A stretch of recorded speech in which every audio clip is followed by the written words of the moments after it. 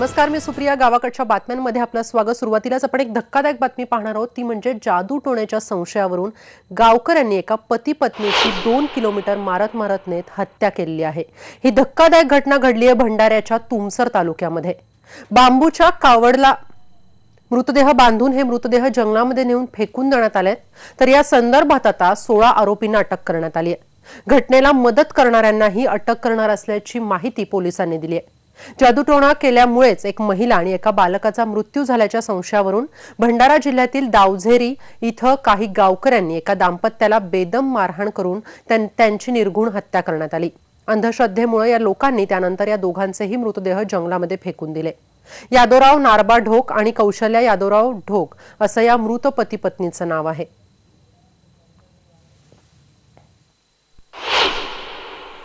जेवढे 4-5 वर्षाचा मुलगा एक मरण पावला मोगाव खदान इथं. आणि तो मुलगा जो मरण पावला तो मुलगा जो मृतक आहे ज्यांची हत्या झाली पती पत्नीची त्यांनीच त्या मुलावर जादू केलं आणि त्या जादूच्यामुळे त्या मुलाचा मृत्यू झाला असा त्यांचा संशय होता. आणि त्या संशयामुळे त्यांना मारलं असं वाटतं. एका म्हणजे लांब जंगलामध्ये एका खदानीच्या खोबणीमध्ये त्यांनी पुरून ठेवलेलं होतं दोघांना.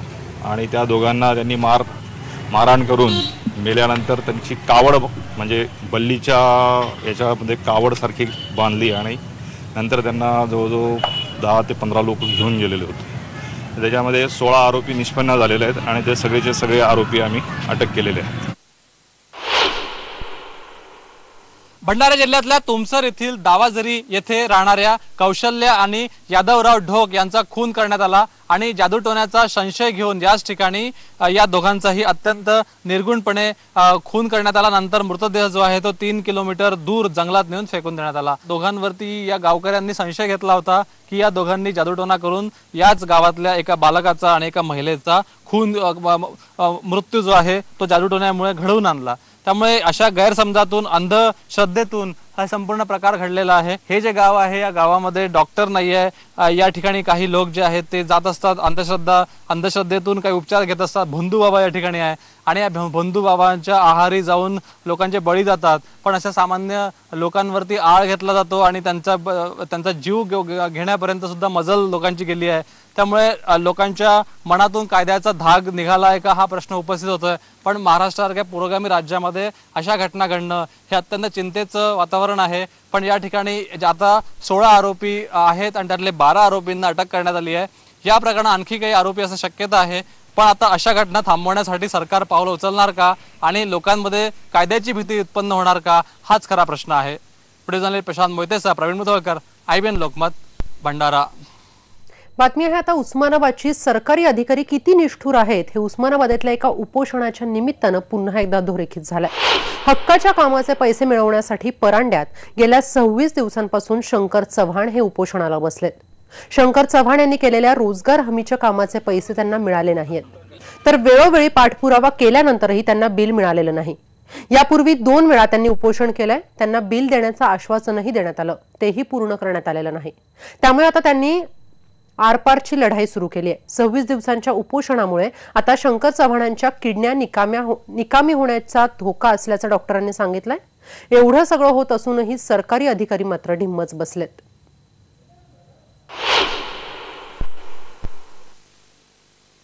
आतापर्यंत हे आमचं 4थं उपोषण आहे. गेल्या वेळेस मंत्री महोदयाने उपोषण सोडलं होतं. पण ज्या दिवसात ते आमचं विषय मार्गी लावतो म्हणून मंत्रिमंडळ बैठकीत त्यांनी सांगितलं होतं. आता काय करणार? मला शिवसाहेबांनी सांगितलं होतं की त्यांना समस्या जाऊन भेटलो होतो मागच्या 4 महिन्यापूर्वी. त्यांना म्हणलं, त्यांनी मला सांगितले मजुराच्या मागणीचा पाठपुरावा तुम्ही करणार असाल तर शेवटपर्यंत टिका. जोपर्यंत मजुरी मिळत नाही तोपर्यंत मी उपोषण मागेल. माझा जीव गेला तर त्यांची नोकरी जाईल. पैसे दिलं नाही तर मग कुठवर लोक सारखे पैसे मागते ती काय करायचं नेमकं. आता महिना झालं पहिल्या घरच्याने बी 3 आठवडे होता उपाशी. आता बी आई काय करते 2 लेकरं शिलाई घरी आणि मी एकटी आई त्याची आणि बायको आणि 2 लेकरं काय करत जात इथं महिनाभरात लेकरच ती काय लागत नाही सांगा बरं. घरी गेलं की लेकरा निघायचा आपला पप्पा खूप बसला.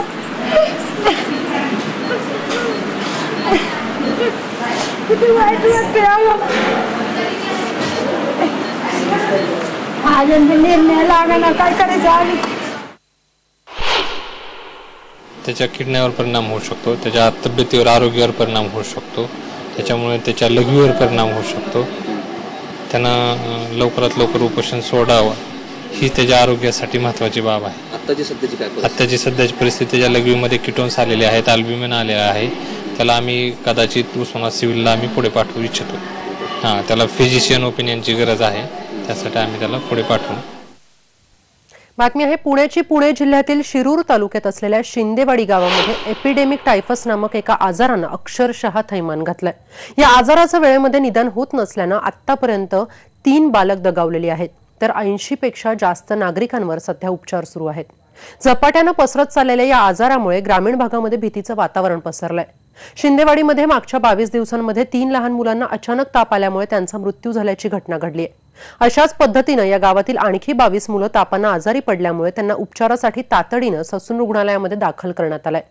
वेगवेगळ्या आजारांच्या चाचण्या करूनही तापाचं निश्चित कारण समजू शकलं नसल्यानं यातील गूढ आणखीनच वाढत जाऊ लागल्यानं अखेर त्यांची वेलफिलिक्स ही तापाच्या रोगनिदानाची प्राथमिक चाचणी करण्यात आली. या चाचणीच्या अहवालामधून हा एपिडेमिक टायफस असल्याचं निदर्शनास आलंय. आणि यानंतर आपण गावाकडच्या बातम्यांमध्ये घेतो एक छोटासा ब्रेक. तुम्ही पहा फक्त IBN लोकमत.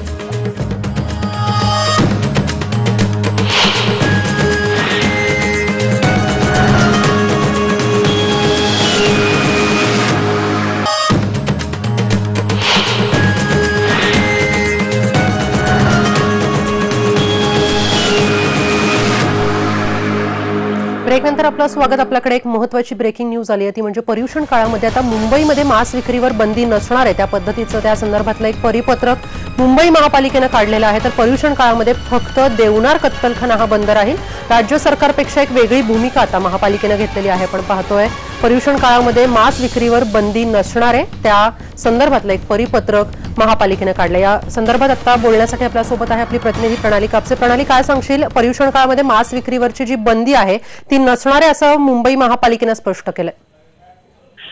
खरं सांगायचं झालं तर हा निर्णय यापूर्वीच झालेला होता, परंतु यावर्षी मात्र त्याची अंमलबजावणी व्यवस्थित झाली नाही असं म्हणता येईल. कारण गेल्या वर्षी जेव्हा हा विषय मोठ्या प्रमाणावर गाजला होता तेव्हा मुंबई महानगरपालिकेमध्ये सभागृहामध्ये हा ठराव आला होता आणि भाजप वगळता शिवसेनेसकट बाकी सगळ्या पक्षांनी मांस विक्रीवर बंदी नसावी असाच ठराव केलेला होता.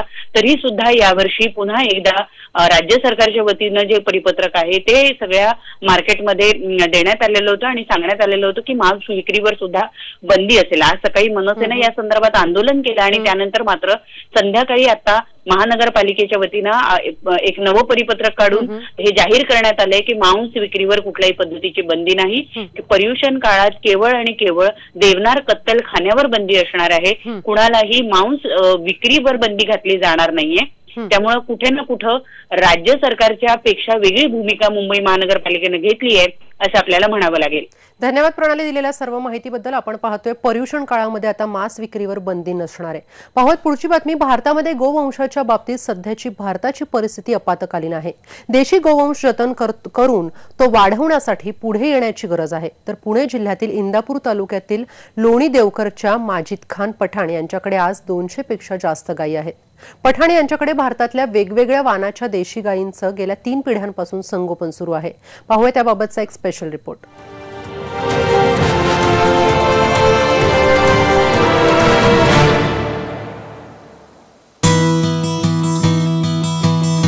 राज्यातल्या बहुतांश भागामध्ये शेतीसोबत शेतकरी दुग्ध व्यवसाय करताना दिसत आहेत. दुग्ध व्यवसायातल्या स्पर्धेमध्ये शेतकऱ्यांचा संकरित गायींच्या पालनाकडे कल आहे. मात्र इंदापूर तालुक्यातल्या लोणी देवकरचे शेतकरी माजिद खान पठाण करतायत देशी गायींचं पालन. त्यांच्या 3 पिढ्यांपासून ते गोपालन करतायत, तेही देशी गायींचं. पठाण यांच्याकडे खिलार, गीर, कांक्रेज, देवणी, पंगानूर या जातींच्या गायी त्यांच्या गोशालेमध्ये आहेत. पठाण यांनी गीर आणि खिलार जातीच्या गायींपासून जातीवंत दुधाळ गायी तयार केल्यात.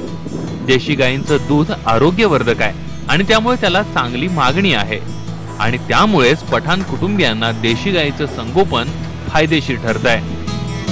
देशी गायीचं गोपालन हे आम्ही मागच्या 3 पिढ्यांपासून करत आहोत। माझी आजी, माझे वडील, आम्ही करतोय। आमच्या मुलांमध्ये पण आम्ही ती आवड निर्माण केलेली आहे। देशी गोपालन याच्याकडे जरा लोकांनी थोडं शास्त्रीयदृष्ट्या बघितलं पाहिजे आणि मानवी जीवनाला त्याचे जे आवश्यक फायदे आहेत या देशी गायींकडून ते लोकांनी लक्षात घेऊन त्याच्यासाठी आपण का देशी गोपालन करणं गरजेचं आहे हे माहिती करून अभ्यासपूर्ण आपण गोपालनाला सुरुवात करावी। याची आवड आमच्या आजींना होती, त्याच्यानंतर आमच्या वडिलांना भेटली आणि आमच्या भावंडापासून आता आमच्या पुढच्या पिढीतले आमचे जे लहान मुलं आहेत ते पण इथं येतात, त्यांना पण याची आवड निर्माण झालेली आहे।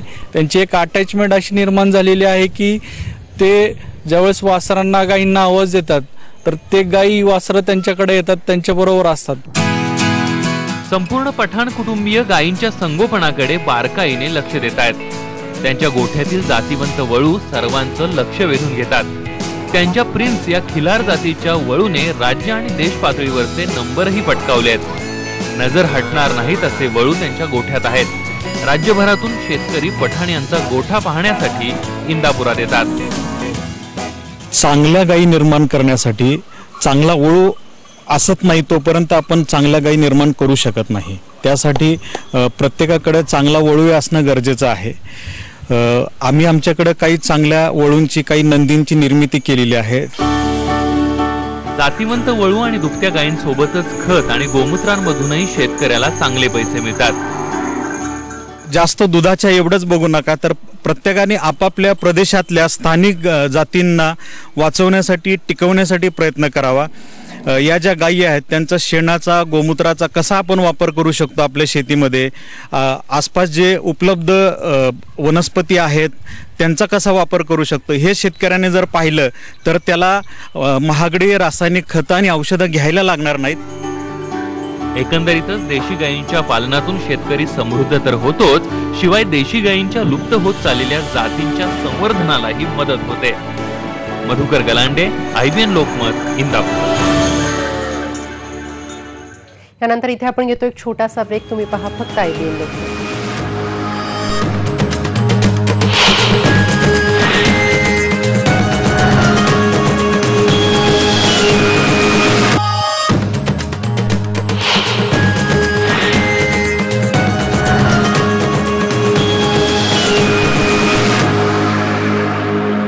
ब्रेकनंतर आपलं स्वागत। बातमी आहे नंदुरबारची। शैक्षणिक सुविधांअभावी राज्यातल्या आदिवासी विकास विभागाच्या शासकीय आश्रमशाळा या टीकेचं लक्ष होत असतानाच आता नंदुरबार जिल्ह्यातल्या कोठली शासकीय आश्रमशाळेनं नवा आदर्श प्रस्थापित केलाय। या आश्रमशाळेनं राज्यातील पहिली ISO आश्रमशाळा होण्याचा बहुमान पटकावत देश पातळीवर आपला वेगळा ठसा उमटवलाय। या आश्रमशाळेनं आपल्या शाळेतील विद्यार्थ्यांच्या शैक्षणिक सुविधांसोबतच भौतिक सुविधांवर विशेष भर दिलेला आहे। तर आश्रमशाळेतील शिक्षक आणि कर्मचाऱ्यांनी स्वखर्चातून शाळेमध्ये अनेक नानाविध उपक्रम राबवलेत। यातूनच या आश्रमशाळेमध्ये आज ज्ञान रचनावादी शैक्षणिक साहित्य, डिजिटल क्लासरूम, भूगोल प्रयोगशाळा तसंच एक लहान सायन्स सेंटर अशा संकल्पना अस्तित्वात आणल्या गेलेल्या आहेत। त्यामुळेच ही मेहनत ISO पुरती मर्यादित नसून आश्रमशाळेचा कायापालट करण्यासाठी तब्बल 2 वर्ष शिक्षक आणि कर्मचाऱ्यांच्या मेहनतीचं हे फळ असल्याचं बोललं जात आहे। यानंतर इथेच आपण थांबणार आहोत या बुलेटिनमध्ये। मात्र जाता जाता पाहूयात हेडलाईन्स। भंडाऱ्याच्या तुमसरमध्ये जादूटोण्याच्या संशयावरून दाम्पत्याची हत्या, 16 आरोपींना पोलिसांकडून अटक, मदत करणाऱ्यांनाही होणार अटक, पोलिसांची माहिती। रोजगार हमीच्या कामाचे पैसे मिळावे म्हणून परांड्यात शंकर चव्हाणांचं 26 दिवसांपासून उपोषण। उपोषणामुळे चव्हाणांच्या किडण्या निकामी होण्याच्या मार्गावर, सरकारी अधिकारी मात्र ढिम्मत। आणि पुणे जिल्ह्यातल्या शिरूर तालुक्यात एपिडेमिक टायफसचं थैमान या आजारानं 3 बालक दगावली तर 80च्या वर नागरिकांवर उपचार सुरू।